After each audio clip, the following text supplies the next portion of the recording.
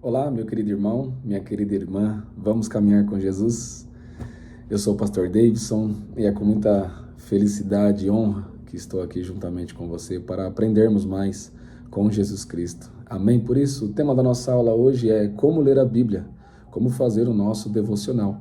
E eu oro para que o Senhor nos inspire durante toda essa aula e pedindo com certeza a bênção do Senhor aqui em nosso meio. Antes de nós iniciarmos a nossa aula, eu quero ler um texto aqui com vocês, e ele é o Salmo 1. Amém? Como é feliz aquele que não segue o conselho dos ímpios, não imita a conduta dos pecadores, nem se assenta na roda dos zombadores. Ao contrário, sua satisfação está na lei do Senhor, e nessa lei medita dia e noite. É como árvore plantada à beira de águas correntes, dá fruto no tempo certo, e suas folhas não murcham. Tudo o que ele faz prospera. Não é o caso dos ímpios. São como palha que o vento leva. Por isso os ímpios não resistirão no julgamento, nem os pecadores na comunidade dos justos. Pois o Senhor aprova o caminho dos justos, mas o caminho dos ímpios leva à destruição. Esse salmo é incrível e ele fala sobre a meditação na lei do Senhor, de dia e de noite. E ele faz um comparativo com os justos e os ímpios. Os ímpios é todo aquele que é impiedoso, e quando nós falamos de piedade, nós falamos de devoção, certo? Então, quando você vai ler aqui na palavra do Senhor, quando você encontra impiedade, você realmente pode traduzir aí na sua mente como aqueles que não são devotos à palavra do Senhor, não são devotos a Deus. Então, quando o Senhor fala sobre o justo, que ele é comparado a uma árvore plantada junto ao ribeiro, que ele dá fruto no tempo certo, isso é tão maravilhoso, porque nós podemos olhar para as nossas vidas e sabermos se realmente estamos alinhados, aliançados com a vontade do Senhor para as nossas vidas ou não. Mas assim como o título da palavra, o título da nossa aula, ele fala sobre como ler a Bíblia, como nós fazermos o nosso devocional. Esse é o primeiro ponto, meus queridos. Eu sempre indico, e aqui eu faço essa indicação para vocês. Comecem a palavra de Deus pelo livro de Mateus, pelo Novo Testamento. Você pode me perguntar, Davidson, mas isso é uma regra? Com certeza não. Não existe uma receita de bolo, mas eu acredito que seja, por conta de experiência, por conta de alguns anos na caminhada com Jesus, eu acredito que seja a melhor forma de absorver a palavra de Deus. O Antigo Testamento, ele traz consigo algumas leis, doutrinas, histórias, e talvez para esse primeiro encontro que você tenha com a palavra de Deus seja um pouco difícil o entendimento, mas não que você não possa entender. Amém? E eu mesmo comecei juntamente o Antigo Testamento e o Novo Testamento, juntamente com os livros poéticos, que são ali Salmos, Provérbios, Cânticos.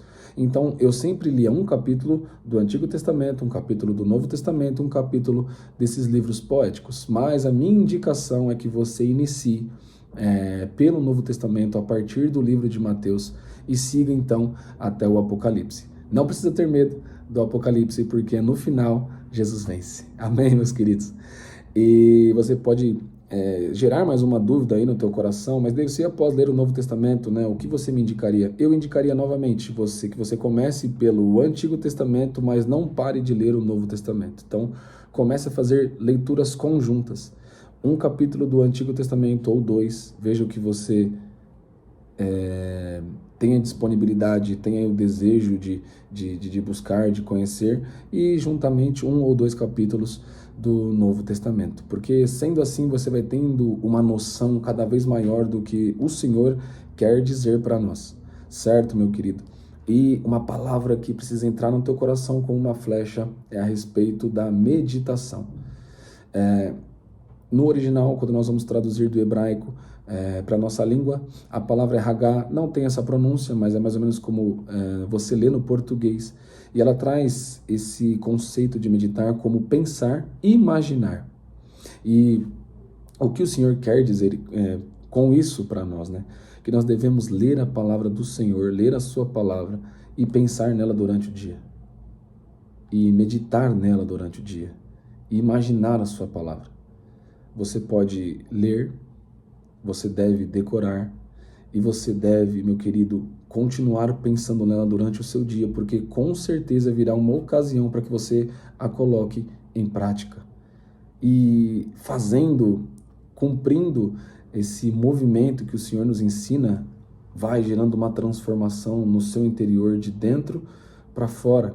Porque esse é o Evangelho, é a transformação do homem interior, é a morte do eu para o renascimento de uma nova criatura, de uma nova pessoa, a partir de uma mudança de mentalidade.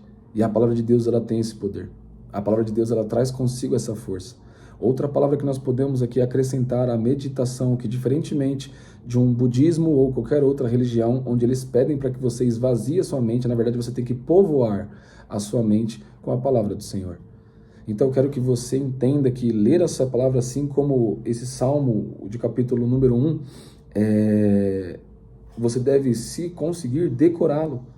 Sabe, para que você possa entender, não sentar na roda dos escarnecedores, daqueles que zombam de Deus, entender que você é alguém que nasceu para frutificar, porque se você está junto às águas, e as águas são a representação do Espírito de Deus, representação de quem Deus é, então quando você está com as suas raízes fincadas em Deus, você é alguém que vai frutificar no tempo certo, e suas folhas não murcharão, você viverá debaixo da graça de Deus, debaixo do favor de Deus.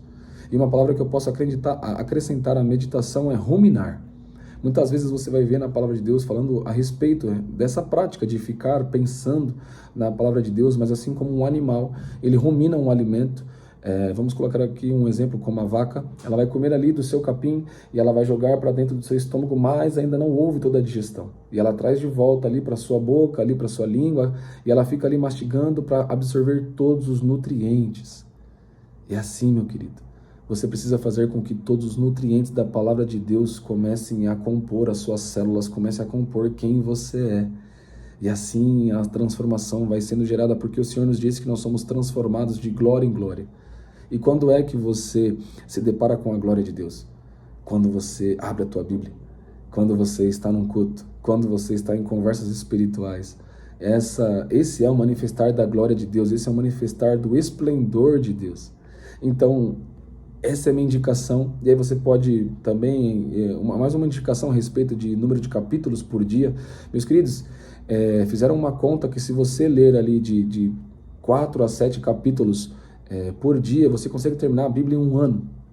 Mas eu, como um conselho, indico de 1 a 2 capítulos por dia, porque para ter essa absorção.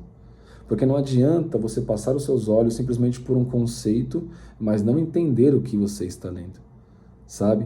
E não se preocupe com regras a respeito de uma teologia sistemática, isso é importante, isso é maravilhoso, mas o Senhor ensina do pobre ao rico, do mais novo ao mais velho, através do Espírito Santo, entende?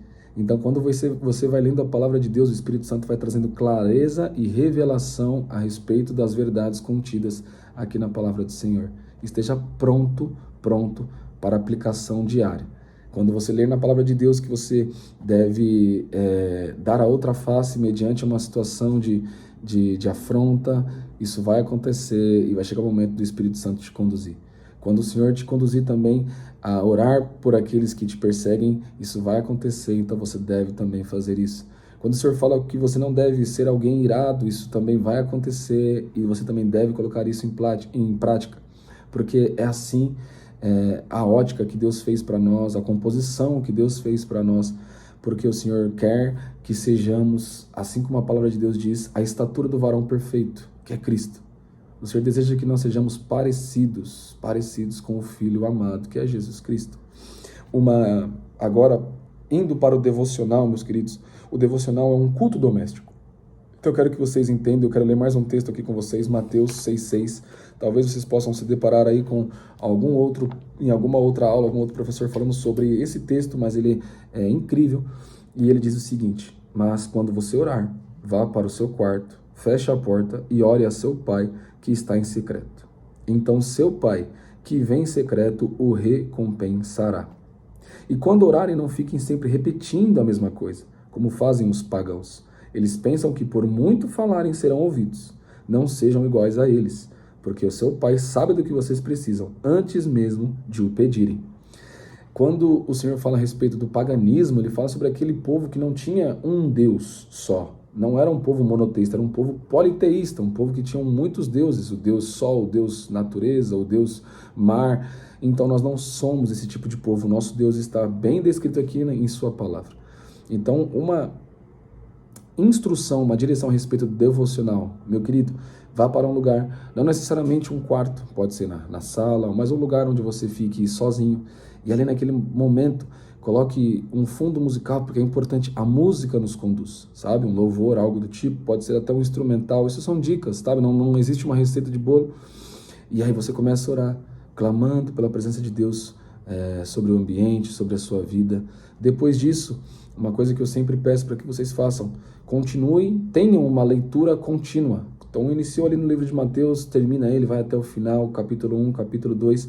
A Bíblia não é um livro de misticismo, não é um livro onde você vai abrir em um capítulo ou aleatoriamente Deus vai falar com você. Deus deixou a sua palavra para que Jesus fosse conhecido por nós, para que Deus se revelasse para o homem através da sua palavra, com o testificar do Espírito Santo. Então, tenha a sua leitura diária, tenha ali o seu contínuo, e aí após a leitura, tenha um tempo de meditação.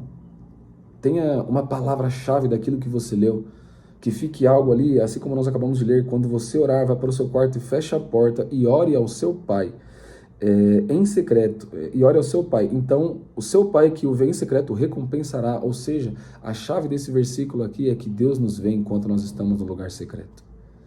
Então, você saber que não está sozinho. Ali é o lugar de confissão de pecados. Ali é o lugar de rasgar o coração.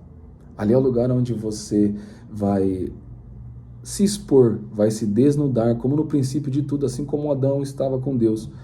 Nu diante do Senhor é o tempo de você abrir o teu coração para Deus, falar das suas mazelas, dos seus pecados, das coisas terríveis que você cometeu e receber do perdão do Senhor. E após esse momento, coloque louvores onde você possa exaltá-lo, louvores que você consiga entregar adoração, consiga entregar tudo aquilo que Deus merece em forma de música, sabe? E após isso, faça agradecimentos, mas o mais importante, flua no Espírito Santo. Fluir é como se você estivesse em um mar e ali você conseguisse pegar uma onda e a onda te carregasse. Assim é o Espírito Santo. Você vai fluir mediante ao seu mover, mediante ao seu movimento, porque o Senhor diz que nós não somos pagãos e não precisamos ficar em orações repetidas. Não precisamos fazer rezas, não precisamos fazer coisas decoradas, não precisamos acreditar em coisas que não têm valor para o Senhor. Nós precisamos ser sinceros com Jesus. E aí você acabou de compor o seu devocional. Existe também algo que eu vou falar rapidamente, é sobre orar a palavra. Você pode pegar ali o Salmo 1 que nós oramos e dizer: meditarei na lei do Senhor e nessa lei eu vou permanecer de dia e de noite. É uma forma de orar, é uma forma de fazer uma oração. Mas o mais importante é que você não tenha um método, mas crie um relacionamento. O mais importante é que você crie relacionamento com Jesus. Não sei se vocês sabem, mas infelizmente temos um dado que uma porcentagem gigantesca de cristãos não leem a Bíblia, não conhecem o Deus que servem. Isso está totalmente errado. Totalmente errado, meus queridos. Nós precisamos ser um tipo de povo que se arrepende todos os dias, um tipo de povo que é devoto, um tipo de povo que faz devocional porque tem uma devoção ao Deus que serve. E, consequentemente, a recompensa virá publicamente, mas nós não nos preocupamos com isso. E quando o Senhor fala sobre recompensa, muitas vezes é servi-lo de uma forma que fique em evidência ao público ou representar o Senhor, seja onde quer que Ele nos leve, mas, de verdade, isso é muito pouco para o prazer de ter a presença de Deus sobre as nossas vidas, em nosso meio. Então, meus queridos, não estou minimizando a recompensa de Deus. Quero que você entenda muito bem isso, porque se Deus deixou ali descrito é porque é algo maravilhoso, maravilhoso. Mas eu quero dar o enfoque naquilo que realmente é necessário, que é obtermos a presença de Deus para sempre. Amém, meus queridos? E eu quero orar aqui com você para que essa palavra possa entrar no teu coração e permanecer. Pai amado, obrigado por esse momento que nós estivemos juntos. Obrigado pelo seu amor, obrigado por tua graça, obrigado por tua bondade, Pai. Que o Senhor possa deixar completamente vivo em nossos corações o desejo por te amar, por construirmos um devocional, por fazermos algo para agradar o teu coração, Deus. Por favor, nos dê capacitação para aprendermos da Tua Palavra, para meditarmos na Tua Palavra, Senhor, para conhecermos a Ti cada vez mais. E que isso se torne não somente um hábito, mas parte de quem nós somos. Porque esse é o centro do Evangelho, não está no fazer, em sim em sermos. E nós fomos feitos filhos do Senhor. Nós fomos feitos filhos através do sacrifício de Jesus. Com isso nós oramos, com isso nós cremos e declaramos através do nome de Jesus que o Senhor é o Rei da Glória. Meus queridos, que Deus os abençoe, continue amando a Jesus e até a próxima aula. Um beijo.